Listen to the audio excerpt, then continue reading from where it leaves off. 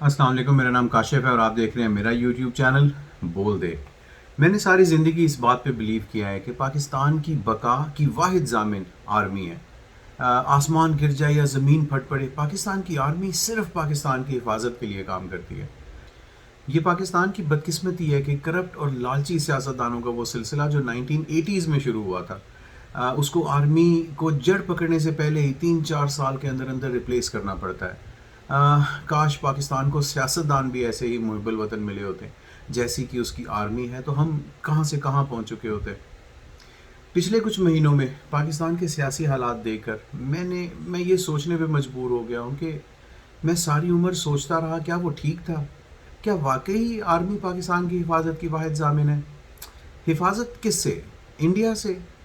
اگر انڈیا کی اکھنڈ بھارت والی تھیوری واقعی سچ مان لی جائے تو بنگلہ دیش کا ٹکا تو روپے سے کس طرح بہتر ہو گیا؟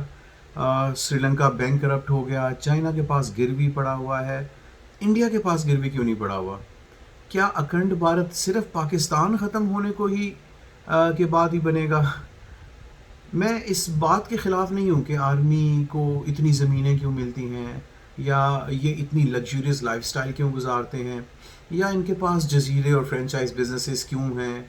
اگر پالیسی ایسی ہے تو ٹھیک ہے، جو لوگ جان دیتے ہیں یا جان دینے کا وعدہ کرتے ہیں ان کو عمر بھر فیسلٹیز بھی ملنی چاہیے۔ اگر پاکستانی قوم اس پہ راضی ہے تو ہم کون ہوتے ہیں کسی بھی طریقے سے اس کا انکار کرنے والے؟ آپ ایک سیکنڈ کے لیے خود کو یوتھیے یا پٹواری یا جیالے کے خول سے باہر آ کے اپنی سوسائٹی کا ذرا جائزہ لیں۔ ہماری ٹریننگ ساری عمر کس طرح کی ہوتی ہے؟ ہم وہ لوگ ہیں جن کی مائیں اپنے بچے کو کبھی غلط نہیں کہتی، بھری محفل میں اپنے بچوں کے پیچھے آ کر کھڑی ہو جاتی ہیں چاہے وہ غلط بھی ہو۔ لڑکا لڑکی کے گھر سے برآمد ہو تو مائیں یہ کہہ کے لڑکی کے باپ کو چپ کرا دیتی ہیں کہ دروازہ توڑ کے اندر نہیں آیا، تیری بیٹی نے ہی دروازہ کھولا ہوگا۔ یہاں ہر عورت کے لیے اس کی ماں، باپ، بھائی، بہن چاہے وہ کتنے بھی غلط ہوں، شوہر کے خاندان کے مقابلے میں وہ ٹھیک ہی ہوتے ہیں۔ جہاں ایک دوست دوسرے دوست کے کسی بھی غلط چیز کے اوپر اس کا ساتھ اس لیے دیتا ہے کہ بھائی میرا دوست ہے، جہاں پہ اگر ایک آدمی کی لڑائی ہو رہی ہو تو اس کا بھائی اس لڑائی میں کود کے دوسرے فریق کو بغیر پوچھے کہ کون ٹھیک تھا اور کون غلط تھا مارنا شروع کر دیتا ہے۔ ہمیں بچپن سے ہی ٹریننگ یہ دی جاتی ہے کہ میرا ہے تو ٹھیک ہے، اور یہی ایٹیٹیوڈ لے کر ہم کم سنی سے پریکٹیکل زندگی میں آتے ہیں۔ میں جھوٹ بولتا ہوں تو ٹھیک ہے، میں ناچتا ہوں تو ٹھیک ہے، میں کم تولتا ہوں تو ٹھیک ہے، میرا لیڈر ہے کھاتا ہے تو لگاتا بھی ہے، ٹھیک ہے۔ بدقسمتی سے من حیث القوم ہمیں کبھی صحیح اور غلط، سچ اور جھوٹ، ایمانداری بےایمانی، حق ناحق میں فرق کبھی سکھایا ہی نہیں گیا۔ ہم Surrey Mahal Avenfield apartments, Dubai towers, چپڑاسیوں اور پاپڑی والوں کے اکاؤنٹ کے پیسوں کو ایک گھڑی جس کی قیمت ادا کی گئی ہے، صحیح یا غلط میں اس بحث میں نہیں جاتا، قانون کے حساب سے اس کی قیمت ادا کی گئی ہے، ہم ان چیزوں کو اس سے جسٹیفائی کرتے ہیں کہ ہم چوری کو چوری نہیں سمجھتے کیونکہ ہمارے بندے نے کی ہے تو چوری کیسی، جب ہمارے بندے نے کی تو ٹھیک ہی ہوگی۔ چوری وہ واحد گناہ ہے جس کی مثال نبی پاک صلی اللہ علیہ وسلم نے اپنی اولاد سے جوڑ کر دی۔ یہ ایسا گناہ ہے جس کی مثال نبی پاک صلی اللہ علیہ وسلم کو اپنی اولاد کے ساتھ جوڑ کے اس کی سزا کو ثابت کرنا پڑا، لیکن ہم پھر بھی کہہ دیتے ہیں کہ یار کھاتا ہے تو لگاتا بھی تو ہے، ٹھیک ہے۔ میں عمران خان کو کسی طور بھی فرشتہ نہیں سمجھتا، صرف اتنا جانتا ہوں کہ جس کے خلاف سب کے سب ہو جائے اس میں کوئی تو بات ہوگی، کچھ تو ہوگا۔ سیاستدان خلاف ہونا ایک بات ہے، مگر فوج وہ ادارہ جس کا مجھے بھرم تھا کہ یہ صرف پاکستان کے ساتھ ہے اور پاکستان کو کوئی بھی نقصان پہنچائے گا اس کو فوج ریموو کر دے گی۔ کیا نقصان پہنچایا عمران خان نے پاکستان کو؟ مورگیج سسٹم کا قانون بنانے کا نقصان کیا، پاکستان کے 100 سال پرانے جسٹس سسٹم کو اپڈیٹ کرنے کا نقصان کیا، نبی پاک صلی اللہ علیہ وسلم کا نام یو این میں لینے کا نقصان کیا، اسلاموفوبیا کا دن منانے کا نقصان کیا، یکساں نظام تعلیم کا نقصان کیا، یا صحت کارڈ کا نقصان کیا، غریبوں کو کھانا، ان کے لیے گھر، فٹ پاتھوں پہ سونے والوں کے لیے وہ نقصان تھا۔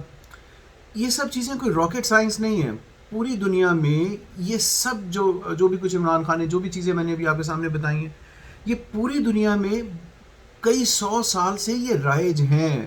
جو اسٹیبلشڈ کنٹریز ہیں وہاں پہ یہ چیزیں رائج ہیں، یہ کوئی نئی چیز نہیں ہے. مگر پاکستان میں اگر 75 سالوں میں یہ قانون نہیں بن سکے، ان چیزوں پر غور نہیں کیا جا سکا، تو اس کے پیچھے سوائے بدنیتی کے مجھے اور کوئی وجہ نظر نہیں آتی. میں اس چیز کے بھی خلاف ہوں کہ فوج ایک پلیئر کے طور پہ کیوں سیاست میں ہے. دنیا کے ہر ملک میں کوئی نہ کوئی کنگ میکر ہوتا ہے. اسرائیل میں یو ایس اے میں اسرائیلی لابی کام کرتی ہے، یو کے میں کوئین ہے، انڈیا میں بزنس کمیونٹی جو ہے وہ جس کے ساتھ ہوتی ہے وہ اس کی حکومت بن جاتی ہے. مگر جب کنگ میکر صرف اور صرف اپنی بقا اور اپنی بادشاہت کا سوچنا شروع ہو جائے تو مسئلہ کھڑا ہو جاتا ہے. آپ نے عمران خان کو ہٹانا تھا، 100 دفعہ ہٹاتے، مگر ہمیں یہ بتاتے کہ کس برائی کے پیش نظر اسے ہٹا رہے ہیں. اور پھر اسے ہٹا کر جن کو بنا رہے ہیں میک شور کریں کہ ان کے اندر وہ برائی نہ ہو. یہاں پر تو معاملہ ایسا ہے کہ ان کے اندر وہی ایگزیکٹ سیم برائی 100 سے بھی زیادہ گنا زیادہ ہے. جماعت اسلامی کو بنا دیتے، پی ایس پی کو بنا دیتے، لبیک آپ ہی کے اپنے لوگ ہیں ان کو بنا دیتے. مجھے یقین ہے کہ جو بھی برائی آپ کو عمران خان میں دکھی ہوگی، جن کو آپ لائے ہیں ان میں وہ 100 ٹائم سے زیادہ وہ برائی موجود ہے.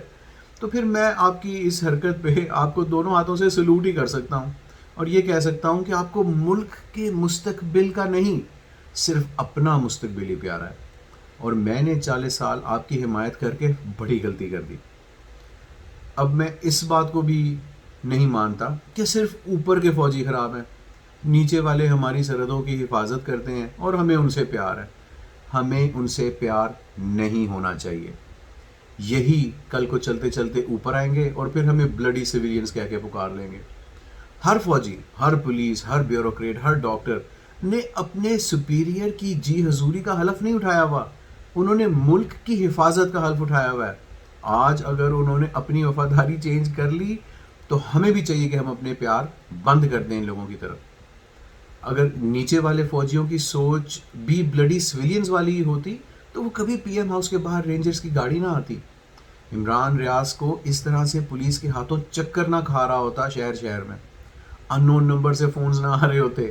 اگر ہر بندے نے اپنے حلف کی پاسداری کی ہوتی تو بلڈی سویلینز سے پہلے ہی ادارے کے اندر سے آوازیں اٹھنا شروع ہو جاتی، ان کے اندر سے بغاوت ہو جانی چاہیے تھی. میری بات سے شاید زیادہ لوگ متفق نہیں ہوں گے، مگر اٹس اوکے. میرے بھی تمام دوستوں کا یہی کہنا ہے کہ معاملہ بات چیت سے حل کرنا چاہیے، وائلنس سے نہیں. کس بات کی بات چیت؟ بات چیت ان سے ہوتی ہے جو کسی اصول پر ہوں. جن کا کوئی اصول ہی نہ ہو ان سے صرف لڑائی ہو سکتی ہے. دنیا کی 5000 سالہ تاریخ میں ایسے واقعات ہاتھ کی انگلیوں سے بھی کم ہیں جہاں پر کسی انسان نے صرف بات چیت سے کوئی بڑا مسئلہ حاصل کر لیا ہو. اللہ نے تو خود بھی نبی پاک صلی اللہ علیہ وسلم کی اطاعت میں جو ظلم سہتے مسلمان مکہ میں رہتے تھے ان کی حفاظت کے لیے حضرت ابو بکر کے زور بازو پر ان کی حفاظت فرمائی تھی.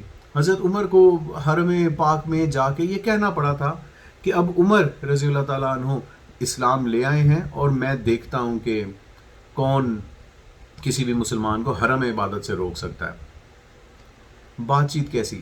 صلیبی جنگیں، French revolution, crusades, partition of India, before Christ قبل مسیح کے جتنی بھی رومن امپائر کی داستانیں ہیں، حضرت موسیٰ کا پورا واقعہ، حضرت ابراہیم کا پورا واقعہ، حضور صلی اللہ علیہ وسلم نے خود آخر میں فتح مکہ ہی کی تھی، بات چیت سے مکہ کے اوپر حکومت نہیں قائم کی تھی.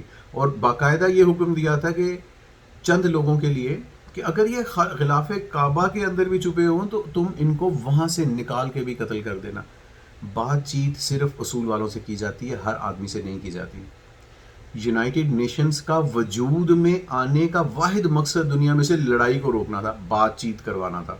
اور مجھے نہیں یاد کہ یونائٹڈ نیشنز نے آج تک کتنی لڑائیاں روکی ہیں، بات چیت سے مسئلے حل کروائے ہیں.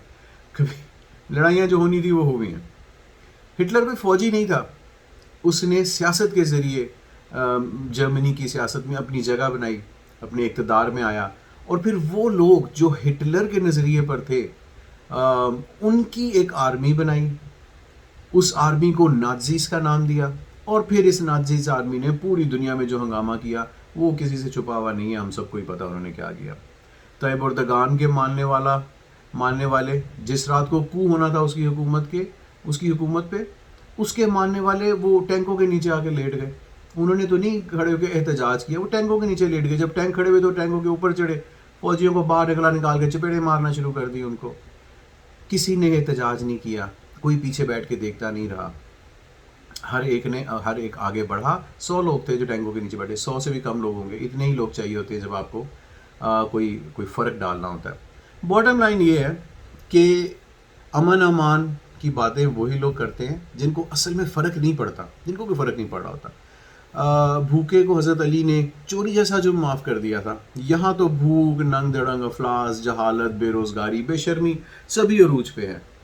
کاش کوئی لوگوں کو سمجھا سکتا کہ اگر 4-5 لوگ مل کر ایک فوجی یا ایک پولیس والے کو کر دیں اور یہ بات کسی طریقے سے یہ ایک رسم وائرل ہو جائے تو شاید ہی ان حلف بردار غلاموں کو احساس ہو کہ ان کے خلاف کیسی نفرت عام لوگوں میں پنپ رہی ہے. شاید تب عمران ریاض جیسے بندے کو بیڑیاں ڈالتے ہوئے سوچیں گے کہ ہمیں جینے کون دے گا اور ہمیں کوئی جینے کیسے دے گا. میں اس بات کے ساتھ اپنی بات کو ختم کرنا چاہتا ہوں کہ جن کو فرق پڑتا ہے وہ بیٹھ کے احتجاج نہیں کرتے، وہ ایکشن لیتے ہیں.